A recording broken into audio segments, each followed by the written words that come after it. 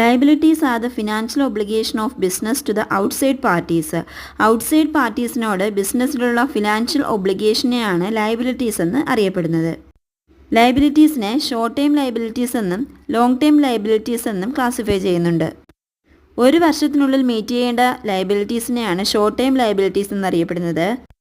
Liabilities which are payable after a period of 1 year, ഒരു വർഷത്തിന് ശേഷം ഡ്യൂ ആകുന്ന ലയബിലിറ്റീസാണ് ലോങ് ടൈം ലയബിലിറ്റീസ്.